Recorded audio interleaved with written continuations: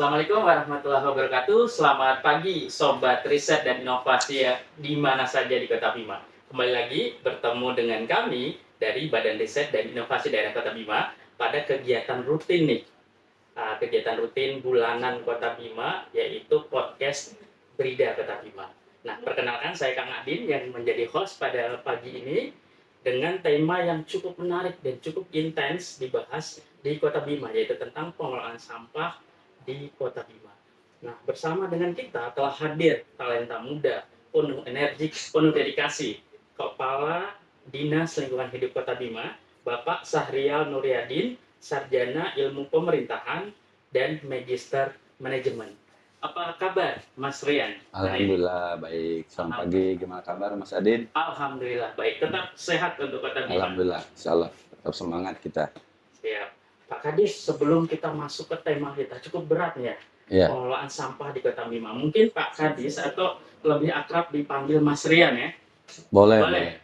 Mas Rian aja. Oke. Mas Rian mungkin boleh nih memaparkan sedikit atau menjelaskan sedikit tentang profil Mas Rian sendiri sebagai Kepala Dinas Lingkungan Hidup Kota Bima. Silakan Pak. Bismillahirrahmanirrahim. Assalamualaikum warahmatullahi wabarakatuh. Terima kasih atas kesempatannya pada pagi hari ini. Alhamdulillah, kebetulan hari ini kita tidak terlalu banyak kegiatan. Jadi memang saya menjadi Kadis LH ini baru dari bulan Januari 2026. Tepatnya di tanggal 12 Januari 2026. Nah, sebelumnya memang saya dimandatkan pelaksana tugas Kepala Dinas Lingkungan Hidup mulai pada bulan 9 tahun 2025. Dan saat itu saya jabatan definitifnya di Kepala Bagian Prokopim. Saya sebenarnya kaget aja awalnya kan. Karena di DLH ini sejujurnya nih ya, ini bukan basic keilmuan saya, tetapi pada saat itu pimpinan menyampaikan bisa bantu saya di DLH. Saya bilang kalau Pak Walinya kalau Pak Wali menganggap saya mampu, siap ya, insya Allah saya siap. Hanya beliau tempatkan saya PLT selama 3 bulan untuk uji coba. Ya saya dalam masa uji coba saya berusaha menampilkan yang semampu saya, dedikasi saya yang sekemampuan saya. Karena memang ini bukan basic saya. Ya, pertama saya lakukan saat itu adalah saya membuat tim kajian di DLH, tim kajian bagaimana tim kajian ini yang merumuskan apa saja strategi, rencana-rencana yang akan kita lakukan di 3 bulan saat saya PLT itu. Dan alhamdulillah ternyata ya dalam perjalanan waktu saya coba ikut JPT saat itu dan alhamdulillah terpilih, dan ya mau tidak mau saya harus lebih mendalami tugasnya sebagai Kepala Dinas Lingkungan Hidup.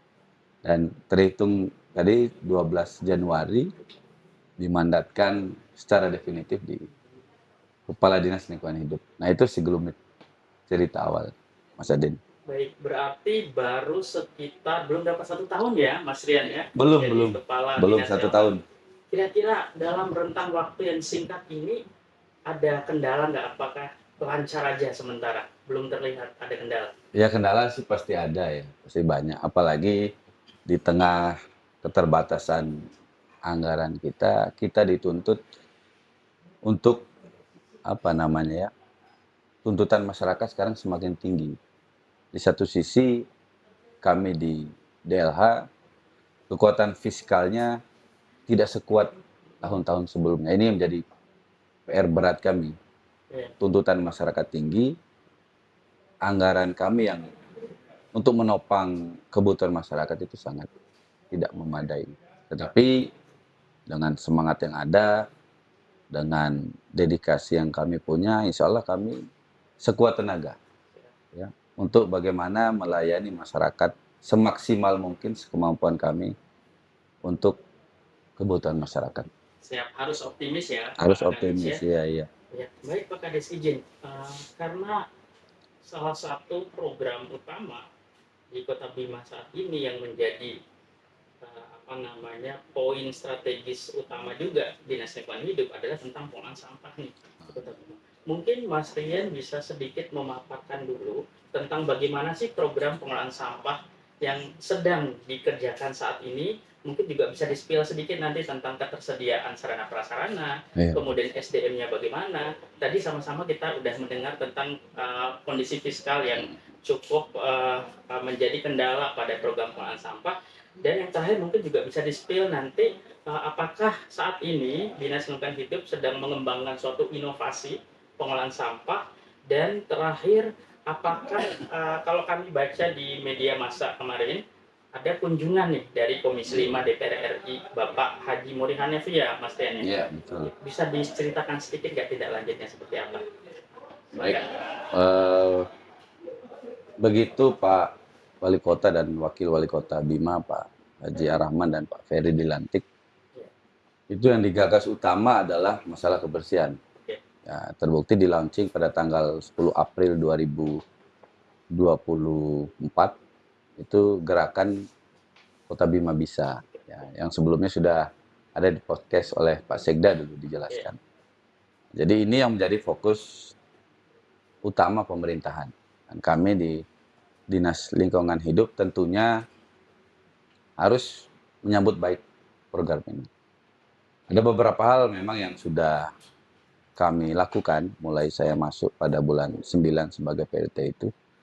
Yang pertama kami lakukan adalah dengan mengeluarkan edaran kaitan dengan green meeting.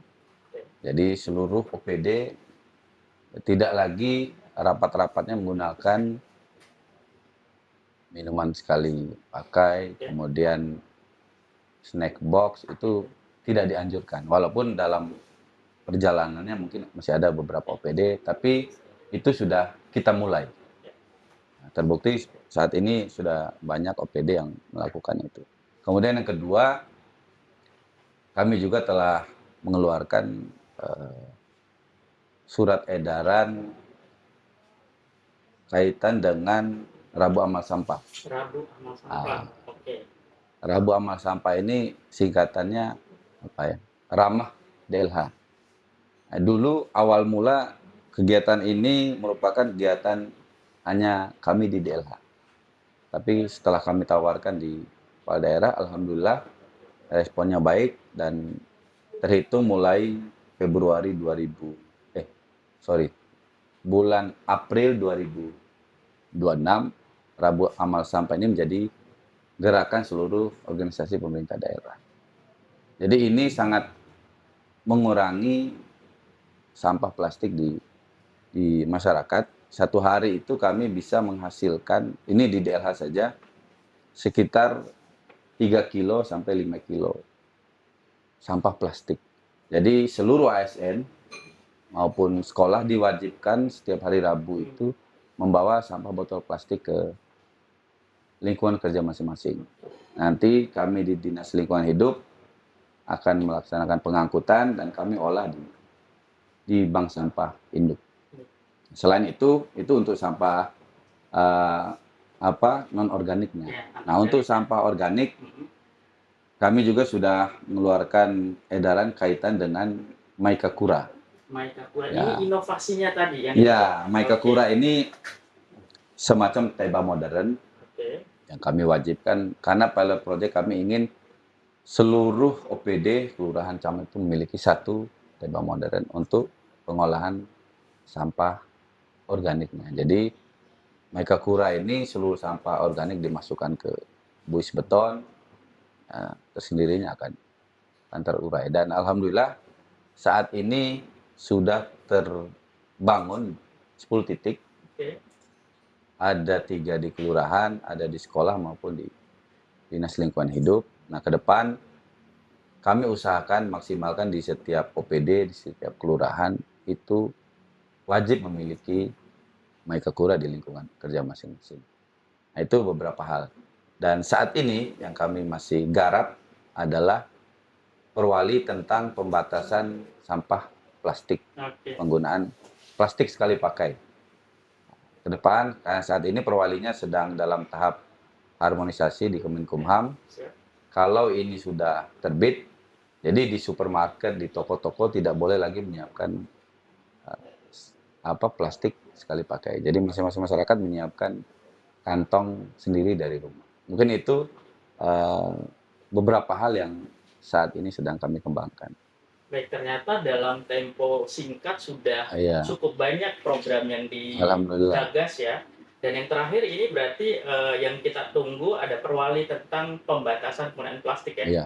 Baik, Pak Kadis. Kemudian kaitan yang tadi kunjungan Pak Mori tadi saya lupa ya.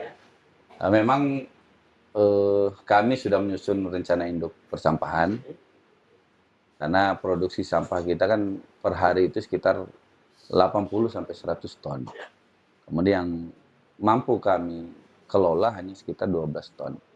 Dan yang mampu kami angkut itu baru sekitar 60%. Karenanya kunjungan Pak Mori kemarin kami meminta dukungan beliau untuk pembangunan TPST, tempat pengelolaan sampah terpadu di areal TPA. Alhamdulillah respon beliau baik. Kemarin juga Pak Wali sudah ke Menteri PU, hal yang sama juga disampaikan. Ya ini ikhtiar kita bersama. Kalau ini terwujud, insya Allah 50 ton sampah per hari itu bisa kita terkelola dengan baik. Itu kemarin tujuan. Izin Pak Kadis, saya konfirmasi ulang dari DLH sendiri, estimasi sampah adalah sekitar 85 sampai 100 ton setiap hari. Setiap hari. Kemudian pada saat ini realisasi pengangkutannya hanya sekitar 12 ton. Sekitar 60%. Kami baru 60%. Bisa melaksanakan pengangkutan di 36 kelurahan. Oke, siap. Dan dengan kita memiliki 25 unit alat pengangkutan. Jadi satu unit mobil DT itu mengakomodir 2-3 kelurahan. Baik. Yang mesti kita sangat terbatas gitu. Dan peta jalannya sedang digagas juga sebagai tindak lanjut kunjungan Komisi 5 DPR RI di Pak Kadis. Ya. Baik, oke. Nah, sudah cukup jelas ya rekan-rekan Sobat Ristek dimanapun berada. Tadi ada paparan singkat dari Kepala Dinas Lingkungan Hidup. Selanjutnya Pak Kadis, boleh kita sambung lagi langsung ya.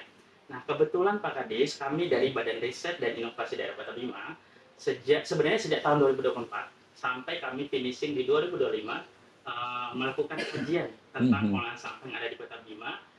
Kemudian kami susun dalam bentuk policy brief, dan policy briefnya itu sudah kami serahkan secara resmi kepada Bapak Wali Kota Bima ketika malam apresiasi riset dan inovasi di akhir tahun 2025, Pak Kadis.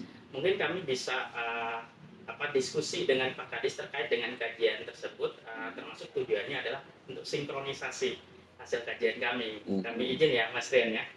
Baik, Mas Rian, ini yang pertama, berdasarkan hasil kajian ataupun status yang tren ada di Kota Bima, tidak bisa kita pungkiri bahwa ada statement tentang Kota Bima yang masih dalam kondisi darurat sampah. Ya, secara konkret, bagaimana Mas Rian sebagai Kepala Dinas Lingkungan Hidup menanggapi hal ini, dan kenapa bisa ada statement sehingga indikator utama membuat kita berada di titik kritis ini, Mas Rian? Oke, yang pertama, kenapa kita dianggap darurat sampah? Ini kan berdasarkan surat keputusan Menteri Lingkungan Hidup. Ini bukan saja Kota Bima, tapi 400 lebih kabupaten kota mendapat surat teguran yang sama. Baik. Bahkan di NTB ini, dari 9 kabupaten kota di NTB, yang nomor 1 yang tidak mendapatkan surat teguran hanya 1, hanya Kota Mataram. Jadi ada peringkat, namanya peringkat Adipura, itu dari kota NTB ini, Kota Mataram berada di peringkat pertama. Nomor 2 di Kota Bima. Karena standar nilai Adipura itu di angka 60%. Kota Bima saat ini berada di angka 42%. Untuk pengelolaan sampah? Iya. Kemudian di bawahnya ada Lombok Tengah di angka 41%. Kemudian yang ada 3 daerah yang paling rendah itu adalah Kabupaten Bima, Kabupaten Dompu, dan Kabupaten Sumbawa. Nah, kenapa surat ini eh, apa darurat sampah ini di Sampah Kota Bima. Yang pertama utama adalah kaitan dengan pengelolaan TPA. Hmm. Nah, karena di seluruh Indonesia ini pengelolaan TPA itu sebagian besar masih sistem open dumping, ya, masih ditumpuk Iya. sampahnya. Oleh karenanya dalam 2 tahun Hmm. ke depan dan terutama 1 tahun terakhir, ya kementerian itu mendorong seluruh daerah untuk merubah pola open dumping Hmm. ke sanitary landfill. Dan ini sedang kita kerjakan, sedang kita benahi bagaimana sistemnya, bagaimana polanya, termasuk juga kemarin TPST itu untuk bagaimana mendukung upaya sanitary landfill ini, termasuk reaktivasi bank sampah, kemudian bank sampah induk maupun bank sampah unit, serta apa namanya ya, beberapa hal yang bisa menjadi titik kritis itu kesadaran masyarakat. Nah, itu yang paling kita tekankan pada saat ini. Jadi sanksi administrasi itu bukan saja di Kota Bima, Hmm. tapi hampir seluruh daerah. Siap. Dan 430 daerah rata-rata mendapat sanksi administrasi dari Kementerian KM. Karena target pemerintah ini 2029 itu zero Zero sampah. waste. Iya. Itu yang bisa saya jelaskan. Baik, sudah cukup jelas Pak Rian ya. Jadi sebenarnya titik kritis sampai kita ada di status darurat sampah Iya. sebenarnya kurangnya pengolahan sampah yang ada di Kota Bima. Bahkan sebenarnya Kota Bima itu nggak buruk-buruk amat ya Iya, kalau iya. dilihat ya. Oke. Dibanding daerah lain lah di NTB ini masih lah kita. Harus optimis Iya, ya. iya, iya. Baik, terima kasih Mas Rian pencerahannya. Selanjutnya Mas Rian, kami juga sudah menghitung juga di kajian tentang volume sampah. Iya, iya. Kalau tadi Pak Kadis mengatakan bahwa volume sampah harian Kota Bima itu mencapai sekitar 80 sampai 100 ton. Kemudian kami juga mencoba menghitung, Mas Rian, menggunakan standar SNI dengan volume rata-rata penduduk pada kategori kota sedang, karena Kota Bima termasuk kategori kota sedang, itu sekitar 0,5 kg per hari per orang. Jadi kalau kami hitung juga mirip-mirip, Mas Rian, itu sekitar 86,6 ton.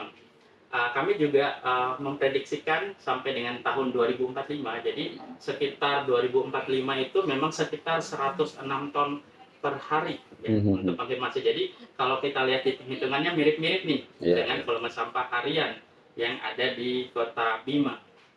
Nah, kira-kira Mas Rian, bagaimana nih DLH mengantisipasi beban TPA? Kita punya satu TPA di Oimbo yang diprediksi nanti untuk tahun-tahun 2027 sudah boleh digunakan. Itu PR besar kita. Oke. Jadi bagaimana cara kita mengurangi sampah ke TPA itu ya. Yang pertama banyak hal sudah kita lakukan. Yang pertama tadi seperti Rabu Amal Sampah itu sangat mengurangi sampah plastik.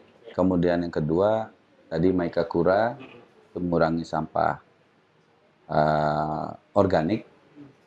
Kemudian itu tadi yang paling besar pengaruhnya adalah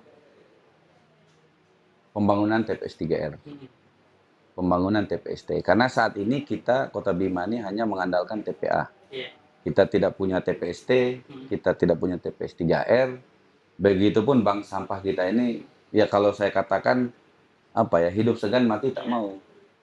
Jadi dari 10 bank sampah kita ini rata-rata belum maksimal. Begitupun di BSI. Nah, ini yang coba kita lakukan saat ini.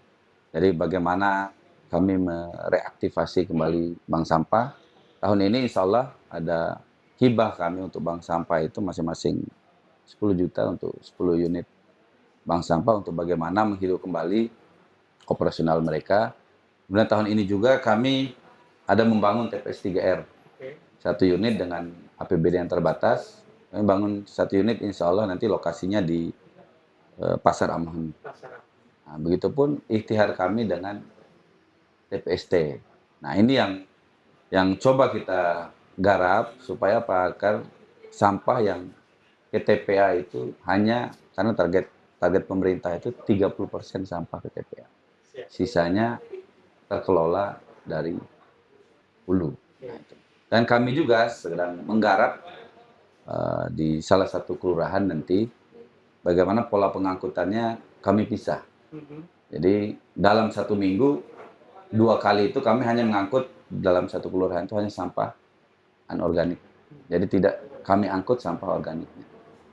Kemudian di 2 hari yang lainnya kami khusus mengangkut sampah anorganik. Ini akan kami coba di satu kelurahan yang insya Allah ke depannya kalau ini sukses akan kami terapkan di kelurahan-kelurahan lain.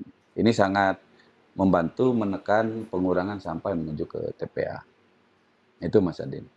Jadi prinsip inovasi Maikapura ini kalau Mada lihat tadi termasuk program Rabu Amal Sampah itu bagaimana meminimalisir sampah yang nyampe ke TPA. Ya, nyampe gitu ke ya, TPA. Iya. Mas Rian. Okay. Karena sampah di OPD sudah tidak ada lagi yang keluar. Jadi dia sampah organiknya.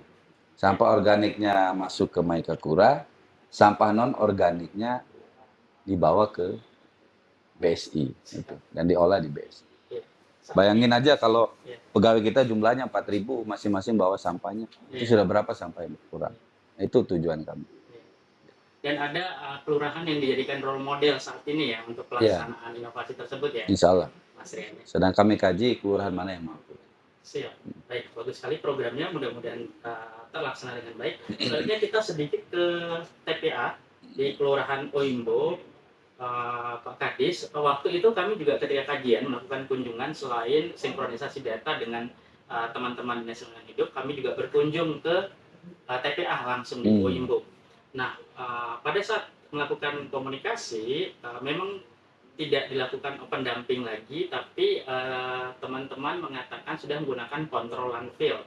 Ya, yang menjadi pertanyaan kami adalah ini kan estimasi sampah sekitar 85 ton ya, sekitar 85 ton ya Pak Kadis. Waktu itu juga kami mengecek TPA belum dilengkapi atau belum tersedia jembatan timbang untuk mengklaim merealisasikan bahwa 85 ton itu memang sampah masuk seberat itu atau sebanyak itu Pak Kadis. Kemudian kami juga melihat waktu itu ada salah satu alat yang memang sangat dibutuhkan di TPA, yaitu bulldozer. Bagaimana atau seberapa besar hambatan ini mempengaruhi sebenarnya akurasi data dan efisiensi pengolahan sampah yang ada di TPA, Pak Kadis? Memang ketiadaan alat berat ini seperti jembatan timbang, kemudian bulldozer kami sudah ada, sudah pengadaan tahun lalu. Jadi yang prioritas di TPA itu adalah ya tadi pembangunan TPST termasuk jembatan timbang karena mempengaruhi efisiensi operasional dan ini bisa menambah akurasi data. Nah, ini memang menjadi salah satu program prioritas kita. Jadi ke depan apa kekurangan di TPA itu akan menjadi prioritas kami, termasuk SDM-nya. SDM di TPA itu saat ini hanya ada 8 orang. Nah, kalau standarnya itu dia 16 orang. Setengahnya masih kurang kita. Begitupun nanti kita akan benahi jalan yang menuju ke TPA aksesnya. Karena kalau TPA ini nanti TPST ini nanti terbangun di TPA Oimbo, jadi infrastruktur pelengkap lainnya itu juga harus dibenahi, termasuk SDM-nya, manajemennya, dan lain sebagainya, termasuk jembatan timbang. Itu misalnya. Baik, Mas Rian, selanjutnya, kalau tidak salah di TPA juga ada IPAL, instalasi pengolahan air limbah, yang kalau kami telusuri waktu itu sebenarnya sempat dilakukan sanitary landfill. Kalau tidak salah sekitar tahun 2017. Tapi tidak berlanjut karena kami tidak paham penyebab utamanya apa. Nah, kemudian berbicara tentang indikator, salah satu indikator TPA berjalan dengan baik adalah dengan mengukur indeks kualitas air kalau tidak salah, Mas Rian atau Pak Kadis. Nah, kalau kami lihat data berdasarkan kajian kami, IKA di Kota Bima itu masih agak rendah, itu di bawah 50%. Nah, sejauh mana kontribusi dengan program kerja yang sudah dicanangkan oleh DLH nanti dalam revitalisasi TPA untuk menjawab tantangan ini, indeks kualitas air ini, Pak Kadis? Ya,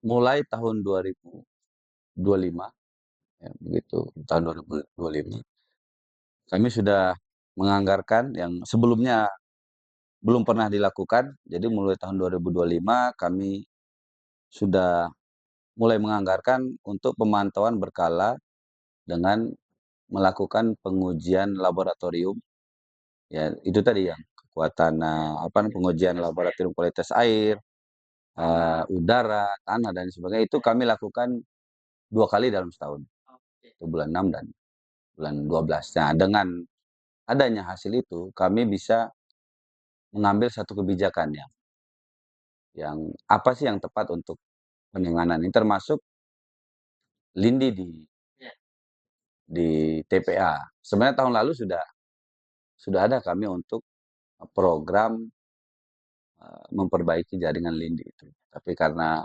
adanya efisiensi dan kebutuhan bulldozer itu lebih prioritas, insya Allah 2027 itu akan segera kita benahi. ya, amin. Tapi pada saat ini air lindi itu tidak tercemar ke daerah sekitar karena TPA itu jauh dari pemukiman warga. Itu yang kita bersyukurin saat ini. Hmm. Jadi DLH berarti rutin ya, Kadis juga Rutin, melakukan pemeriksaan 2 kali setahun. di sekitar TPA.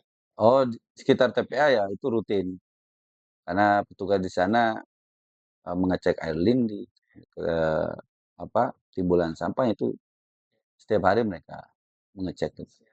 Apalagi Kota Bima sudah memiliki laboratorium lingkungan yang Ya, Labkesda, tersertifikat ya, juga. ya. Nah, Kami saat ini kan kami masih bekerja sama dengan Kota Mataram, provinsi untuk pengujian lab ya, rutin. menjaga rutinnya. Nah, kita lanjut sedikit tentang Oke, perubahan paradigma nih berhubungan dengan mhm. ekonomi sirkuler dan pemeliharaan di hulu, Pak Kadis.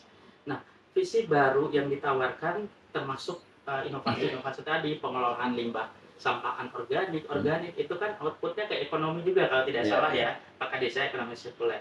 Nah, visi baru yang ditawarkan oleh DLH yang outputnya adalah ekonomi sirkuler. Nah, bagaimana DLH mentransformasi sistem dengan memaksimalkan inovasi tadi sehingga metode tradisional yang open dumping nih, kita tinggalkan aja deh, itu Pak Gadis. Ya tadi, yang utama dari ekonomi sirkular itu ada pengolahan sampah terpadu. Itu. Kalau kita tidak milik itu ya nggak akan bisa kita. Jadi ada contoh BSU kita, Bank Sampah Unit kita. Ada yang mampu mengolah sampah menjadi paving block. Itu BSU di Kelurahan Rontu. Iya. Tapi dia masih dengan skala kecil. Dengan adanya TPST nanti, Iya. kita bisa memproduksi daur ulang sampah menjadi paving block itu dengan skala besar. Nah, di satu sisi kita juga meningkatkan sosialisasi pemilahan kepada masyarakat sebelum dibuang baik secara langsung maupun tidak langsung, ya, karena masyarakat saat ini secara garis besar mereka belum memahami bahwa sampah ini bernilai. Kalau mereka sudah tahu ini, makanya tahun ini bank sampah ini akan kami optimalkan. Setelah kami berikan hibah, kami reaktivasi, kami akan ubah polanya. Lebih modern. Jadi kami akan buat bank sampah ini menjadi seperti kios bagi masyarakat. Jadi masyarakat itu tahu, misalnya sampah botol plastiknya berapa sih harganya. Ya kan masyarakat saat ini belum tahu nih. Dia mau bawa sampah ke bank sampah unit, berapa sih harganya, berapa sih uang yang saya dapat. Nah ini masih awam masyarakat. Tapi masyarakat kita kalau sudah tahu harganya, nah anak-anak muda yang untuk beli rokok, beli apa, tinggal dia bawa sampah, dia tukar di BSU. Oh, Masya Allah. Ada standar harganya gitu. Begitupun di BSU maupun di BSI. Yang ketiga tadi itu pembangunan TPST. Nah, dengan adanya TPST ini ya pasti pengolahan sampah itu akan berjalan dengan baik. Seperti tadi paving block bisa kita kembangkan dengan maggot maupun dan lain sebagainya. Itu Mas Adi. Baik, Pak Kadis untuk izin konfirmasi berarti nanti salah satu program juga untuk mengoptimalkan inovasi dari dinas lingkungan hidup termasuk peningkatan pemahaman dari masyarakat ya Iya, edukasi-edukasi. iya, Apakah nanti akan melibatkan akademisi dan tentu, lain-lain? tentunya. Akademisi, sekolah, kemudian komunitas-komunitas. Oke, Itu kan, karena permasalahan sampah ini tidak bisa hanya iya, mengandalkan DLH, iya, butuh seluruh pihak. Jangankan kita kota kecil, iya, kota Bima ini. Coba bandingkan kota-kota besar. Jakarta saya belum mampu, iya, ya. Bandung belum iya, mampu, dan semua daerah saya rasa belum ada yang optimal dalam pengelolaan sampah. Mungkin Surabaya kali, mungkin Surabaya yang iya. sudah. Ya. Nah, Hmm. untuk bank sampah unit nanti Pak Kadis itu rencananya ada beberapa titik dan pengelolanya itu apakah dari Dinas Lingkungan Hidup OPD pemerintah atau melibatkan masyarakat pengelolaannya di Kalau bank sampah yang saat ini terbentuk ada 10 unit hmm, dan ada 3 yang akan terbentuk baru. hmm, Pengelolaannya melalui masyarakat. Jadi oke, kami DLH hanya sebagai pendamping. Itu. Jadi saat ini apa bank sampah itu seperti saya katakan hidup segan mati tak mau. iya, Jadi ketika kita berinisiatif hidup iya, 1-2 bulan, setelah itu tidak oke, bertahan lama. Karena apa? Manajemennya masih harus iya, kita benahi, kelembagaannya masih harus kita benahi, dan juga pendampingan dari Dinas Lingkungan Hidup juga iya, harus aktif. Supaya apa? Mereka ini bergerak terus gitu. iya, Hanya berputaran uangnya juga terus iya, bergerak. Itu yang kita lakukan ke depan di bank sampah unit yang ada. iya. PR-nya ini memang peningkatan pemahaman masyarakat ya Bu. Yang paling berat itu sih. Itu ya Yang paling PR berat itu beratnya ya. PR beratnya edukasi ke masyarakat, bagaimana masyarakat aware dengan sampah. Iya, Ya bisa lihat kemarin iya, di ASI kan. iya, Saya di benar ASI sampai sekali. jam 2 malam. Iya, Saya lihat masyarakat itu nyaman dia duduk dengan iya, sampah saat itu. benar. Saya sampai tegur, saya bilang, ya, ada salah satu pengunjung di Festival Rimpu, Mbak, apa nyaman dengan Iya, duduk dengan sampah? siap. Dia senyum aja. Nah ini yang masih kita berat, bagaimana merubah pola pikir masyarakat Iya, terhadap sampah. Ya, benar sekali. itu. Mantap ya. Aha. Nah, tadi di awal-awal Pak Kadis sudah spill tentang sebenarnya sudah ada regulasi-regulasi Hmm. perwali, peraturan wali kota, Mhm. sudah ada edaran tentang pembatasan plastik, pemilihan sampah pada hulu, termasuk program inovasi. Tapi sebenarnya Dinas Lingkungan Hidup juga sudah menginisiasi nggak Pak Kadis adanya punishment Hmm. dan reward pada pelaksanaan program ini? Kalau dalam perda kita sudah jelas mengatur Oke. terkait sanksinya. Iya. Itu tidak salah-salah. 50 juta loh Hmm, dendanya. hmm, Cuma ini kan mau kita terapkan di masyarakat juga saat ini saya kira kurang tepat. oke. Ada beberapa daerah yang sudah melaksanakan sanksi terhadap eh, membuang sampah. Contoh di Bali. Iya, Bali tahun ini mereka sudah mulai terapkan. Yang buang sampah sembarangan didenda 1 juta. Saya pernah ke Singapura itu didenda 9 juta. oke. Malaysia 8 juta. Banyak daerah sudah melakukan itu, dan saat ini memang kami sedang mengkaji kaitan dengan sanksi ini. Tentunya kita juga harus mencocologi dengan apa ya, kultur masyarakat Siap, kita. benar sekali. Nah, itu apakah dengan kita terapkan denda ini akan menyelesaikan masalah atau malah akan menimbulkan masalah baru. Iya, Nah, iya, ini yang harus betul. kita kaji. Sekarang kami mengedepankan pola-pola sanksinya itu berupa sanksi sosial. Ada beberapa kali kami mendapati warga yang membuang sampah tidak pada tempatnya, kami videokan, kami fotokan, kami upload di media sosial kami itu sebagai Iya, hukuman sanksi sosial. Siap. Ada juga reward, misalnya bagi sekolah yang kami anggap dia mampu mengolah sampahnya, ya kami beri mereka reward berupa tong sampah pilah, tong Hmm, sampah khusus botol plastik. Nah, begitupun dengan di kelurahan misalnya. Kalau mereka mampu target PAD-nya sesuai yang kami targetkan, ya misalnya kami bisa beri mereka sampah 3 roda maupun mobil pick up. siap. Itu saat ini yang yang sedang kami kaji. Memang kami didorong oleh Pusdal dan kementerian untuk bagaimana mengkaji kaitan dengan sanksi bagi pelaku pembuang sampah ini. Insya Allah ke depan kalau ini cocok dengan kultur masyarakat kita, kita akan terapkan. Siap. Itu. Baik, terima kasih Pak Kadis, cukup jelas. Nah, selanjutnya tadi juga Pak Kadis sudah spill, kemudian ada juga kami sedikit bahas di kajian kami mengenai dari 41 kelurahan yang mampu menerima akses pengangkutan sampah itu hanya sekitar 36 kelurahan. Nah, kami juga sedikit ada masukan dan strategi. Salah satu strateginya adalah dengan memanfaatkan penggunaan SIG, Sistem Informasi Geografis nih, terutama untuk mengoptimalkan rute dan menekan biaya BBM, karena pada saat pengangkutan, apalagi belum ada pemeliharaan dari hulu, otomatis hampir 100% sampah kan dibawa ke TPA tuh. Maka otomatis membutuhkan sarana prasarana pengangkutan lebih banyak lagi, BBM-nya jadi lebih banyak lagi. Nah, ada nggak kira-kira nanti target DLH kita harus pengembangan teknologi digital nih, mungkin bisa kerjasama dengan kami di Brida menggunakan sistem informasi geografis, Pak Kadis? Sistem JIS ini menjadi penelitian saya waktu ikut JPT. Ini sudah ada dalam pikiran saya. Jadi bahkan JPT saya dulu saya mengangkat masalah ini. Tetapi setelah saya masuk di Dinas Lingkungan Hidup, ya jadi penerapan JIS ini tidak semudah yang saya bayangkan. Jadi butuh kolaborasi lintas sektor, butuh anggaran yang memadai.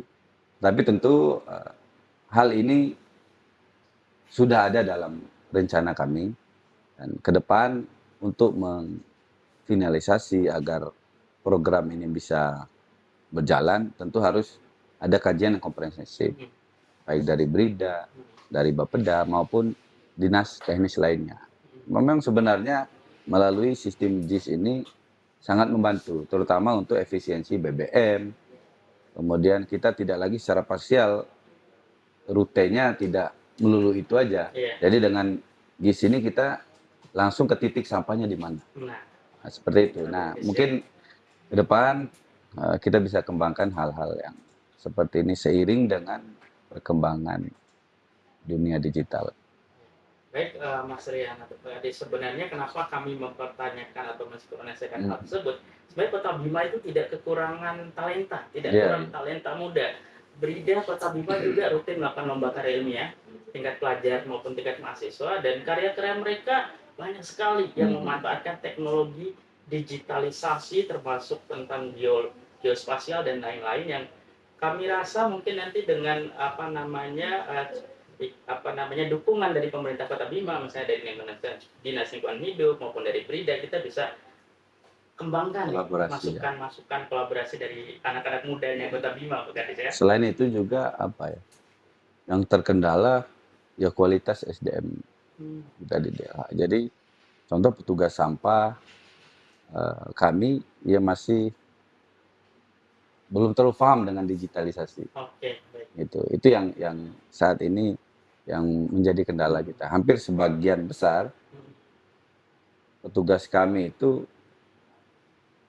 tidak semuanya istilahnya paham dengan digitalisasi. Nah, itu juga jadi tantangan tersendiri ya Pak Kadis ya ke depannya. Baik, insyaallah. Oke Pak Kadis ya. Kita ada beberapa lagi sedikit Pak Kadis mengenai peta jalan masa depan nih yang dirancang oleh Dinas Lingkungan Hidup ya pada tahun kita yang dekat aja 2025 sampai dengan 2030. Sebenarnya apakah ada target selain inovasi tadi, ada target quick wins untuk pencapaian jangka pendek ya? Mungkin kalau di suatu kajian kan pasti kita akan menyusun jangka pendek, menengah, jangka panjang. Nah, untuk quick wins jangka pendek sendiri apa nih yang menjadi target dalam 12 bulan awal ini, Pak? Yang paling utama tentunya bagaimana kami meningkatkan presentasi pengelolaan sampah yang dari 12% mencapai target nasional kan 30%. Ya minimal kita ada di angka 20%. Kemudian bagaimana peningkatan nilai adipura yang tadi saya sampaikan di awal, saat ini kita di angka 41%. Bagaimana itu mungkin bisa tahun ini di angka 50, bahkan standar Adipura itu di angka 60%. Itu yang pertama. Kemudian yang kedua, target di tahun 2026 ini bagaimana TPS 3R itu terbentuk, terbangun. Itu karena supaya di wilayah Amami, karena memang wilayah Rasanai Barat itu adalah penyumbang Iya. sampah terbesar. Besar. Itu yang jadi target utama kami di tahun 2026. Dan yang terakhir itu tadi perwali pembatasan penggunaan sampah sekali pakai. 3 poin ini yang kami fokuskan di tahun 2026 karena memang keterbatasan anggaran kami tidak ingin target yang muluk-muluk. Benar sekali. Minimal ini yang menjadi dasar dulu pengolahan sampah bisa terlayani. Untuk diketahui bahwa saat ini di tahun 2026 anggaran untuk BBM kami operasional itu baru sampai bulan 8. Begitupun operasional itu baru sampai bulan 8. Gaji pegawai kami baru sampai bulan 8. Jadi untuk bulan 9 sampai 12 ini kami masih meraba-raba ini. Mudah-mudahan ada transfer ke daerah bisa normal kembali, ya bisa terakomodir semua nanti sampai bulan 12. Jadi kami ini merawat semangat aja di tengah keterbatasan efisiensi. Anggaran tahun ini kami hanya cukup untuk operasional pelayanan aja, BBM, gaji pegawai. Dan yang lain-lain tidak sampai akhir tahun. Masya Allah. Itu luar biasa. Iya. Jadi tugas berat saya adalah bagaimana memotivasi pegawai saya untuk tetap memberikan dedikasi yang terbaik. Satu yang saya pesan adalah kita melayani sampah dari masyarakat ini jangan lihat capeknya, tapi lihat nilai ibadah yang kita dapat. Ya, uang gaji kita hanya 1,5 juta, tapi nilai ibadah yang kita dapat dari kita melayani ini akan jauh lebih besar dari nilai gaji yang kita terima. Itu yang selalu saya tekankan ke teman-teman saya. Baik, Pak Kades, ini kita dapat satu kutipan, dapat quote nih dari Mas Rian. Iya. Jangan lihat capeknya dulu, tapi anggap itu sebagai nilai ibadah. Ya. Kutipan dari Mas Rian. Oke, Mas Rian ya. Kemudian tadi juga saya sangat tertarik Mas Rian ya. Jadi ada salah satu BSU kalau tidak salah, mereka bahkan bisa bikin paving block. Ada nggak rencana strategis dari Dinas Lingkungan Hidup supaya lebih didukung oleh pemerintah bahwa nanti ketika ada kegiatan proyek, pembangunan dan lain-lain yang diadakan oleh pemerintah Kota Bima itu membuat regulasi bahwa untuk mewajibkan 10% misalnya ya, 10% bahan bangunan itu diambil dari material hasil daur ulang misalnya dari sampah. Ada nggak kira-kira seperti itu, Pak? Ya tentu hal-hal itu pasti akan kita lakukan karena pemanfaatan ini akan bisa dilakukan setelah TPST ini terbangun. Nah, kalau TPST ini terbangun, terus hasil dari TPST ini kita bisa membuat paving block sendiri, ya kita bisa bangunan-bangunan di daerah kita tidak perlu mengambil paving block di daerah lain. Itu sudah dilaksanakan oleh Kota Mataram. Jadi Mataram itu mereka dari hasil pengolahan sampahnya sudah membuat paving block plastik. Jadi semua paving block yang ada di kantor TPST mereka hasil dari olahan sampah mereka sendiri. Nah, kajian-kajian seperti ini akan kita prioritaskan di tahun-tahun ke depan. Yes. Makanya kehadiran TPST ini menjadi penting, program sangat paling prioritas, urgent sangat ya di Dinas Lingkungan Hidup. Harus tahun ini diusahakan ya. Tahun depan lah, tahun depan, Masya tahun Allah. depan. Siap. Pak Kadis, terakhir ya. Tadi kita juga Pak Kadis juga spill bahwa sebenarnya PR utamanya Kota Bima itu ada di masyarakatnya nih. Bagaimana meningkatkan pemahaman dari masyarakat itu sendiri ya. Nah, kan di Kota Bima, Pak Kadis, ada semboyan majalah Odahu. Iya. Ya, Oh, itu majalah Odahu, ya. mengakar kuat di kita. Bagaimana nih Bapak Kepala Dinas, Mas Rian melihat integrasi nilai kearifan lokal yang sudah bagus sekali ini Majalah Bodau dalam membangun budaya malu agar bisa dikaitkan, diterapkan ke masyarakat? Eh, ini memang penting ya kita punya nilai budaya yang kuat ke Majalebo Dahu ya. Kalau kita kaitkan, kita tanamkan dengan kultur masyarakat kita bahwa buang sampah sembarangan itu tidak pantas, Mhm. misalnya, dan memalukan lah. Ya. Ini bisa dikaitkan dengan eh, majalah Bodahu dalam artian pengelolaan sampah. Makanya perubahan perilaku Ya. akan lebih cepat terjadi apabila semboyan majalah Bodahu ini terpatri dalam hati sanubari Ya. seluruh masyarakat kita. Bahkan, tapi pada kenyataannya memang ini yang paling berat. Jadi kalau majalah Bodahu ini terpatri di seluruh masyarakat kita, insya Allah masyarakat akan tertib. Ya. Saya contoh masyarakat di Jepang itu mereka saya lihat tidak memilah sampahnya.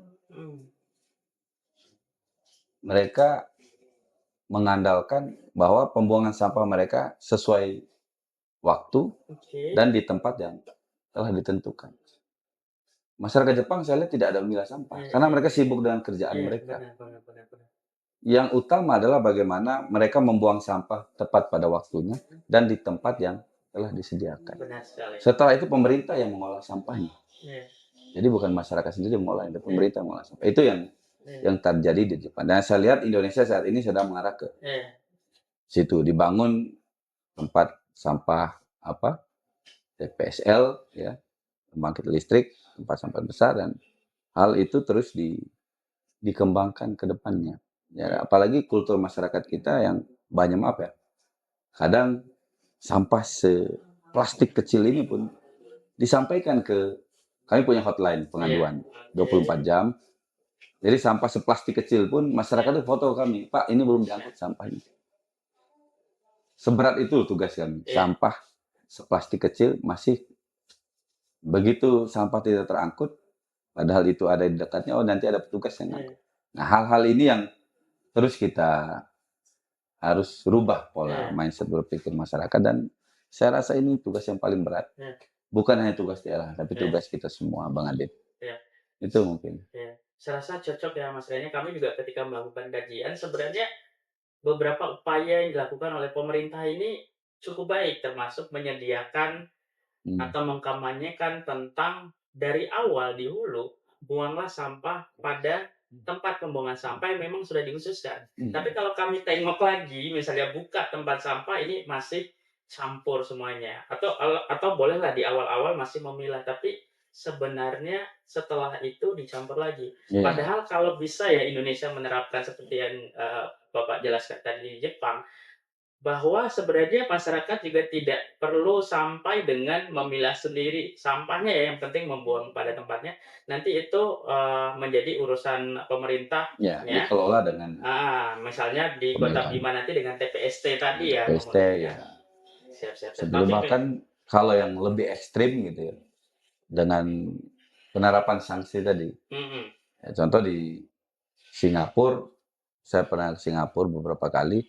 Saat itu saya buang sampah, sampah kecil, sisa plastik. Saya buang di tempat yang memang saat itu tidak ada orang. Saya buang aja. 2 hari berlalu, saya pulang ke Indonesia, saya ditahan di bandara Singapura. Saya ditahan, kemudian saat itu ditampilkan videonya Bapak buang sampah.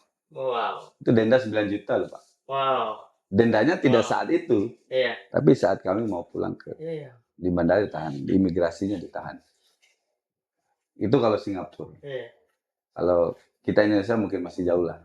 Tapi ya, harus kita ada pemikiran untuk ke arah situ. Siap.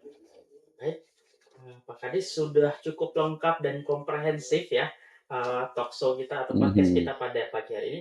Tapi mungkin nih di akhir podcast mungkin ada sendiri kita Pak Kadis, Mas Rian memberikan sedikit closing statement Pak supaya lebih kuat lagi nih masyarakat kita. Oh iya. Membaca kita. Makanya saya sih tidak muluk-muluk ya. kalau closing statement-nya, saya hanya ingin menyampaikan kepada masyarakat bahwa sampah ini bukan hanya tugas DLH. Sampah ini hanya adalah tugas kita bersama. Kami hanya minta satu tadi, buang sampah di waktu yang sudah ditentukan dan buang sampah di tempat yang sudah ditentukan. Itu saja. Biar nanti kami yang melayani Bapak Ibu dengan sepenuh hati kami, dengan sekuat tenaga kami, walaupun apapun yang disampaikan oleh masyarakat, ya kami tetap melakukan yang terbaik bagi masyarakat. Itu yang ingin saya sampaikan. Ya. Dan yang terakhir, saya harap ya, bagi seluruh masyarakat kita agar lebih peduli lagi dengan sampah di sekitar kita, terutama para pelaku UMKM, para pedagang yang di areal Serasuba, Taman Amahami, yang di depan Losmen Komodo, itu pedagang-pedagang itu yang ya agar lebih peduli lagi lah mungkin dengan sampahnya, karena memang petugas kami tidak mampu 24 jam untuk menangani sampah. Itu kami harap masalah sampah ini menjadi perhatian seluruh kita masyarakat Kota Bima, agar kita semua sama-sama peduli dengan lingkungan di sekitar kita. Itu mungkin terakhir. Ya, mungkin sedikit tambahan nih, Kadis, mungkin bisa langsung disampaikan kepada penonton kita, pembaca kita, pesan kepada masyarakat biar lebih tegas lagi. Ya, itu tadi ya pesannya. Mari bersama-sama Dinas Lingkungan Hidup untuk menjaga lingkungan kita agar tetap bersih, agar kita lebih peduli terhadap lingkungan dan sampah di sekitar kita, karena memang sampah ini adalah tugas bersama kita untuk menyelesaikan apa yang sudah kita mulai. Mungkin itu. Baik, terima kasih Pak Kadis, sangat mengena nih. Saya juga sebagai masyarakat nih Pak Kadis, jadi insya Allah akan ikut mendukung program pemerintah. Baik, kami ucapkan terima kasih kepada Mas Rian sebagai Kepala Dinas Lingkungan Hidup yang sudah sudi mampir Pak ke Badan Riset dan Inovasi Daerah Kota Bima. Mudah-mudahan nanti berikutnya tidak tidak keberatan lagi untuk kami undang. Insyaallah. Ya.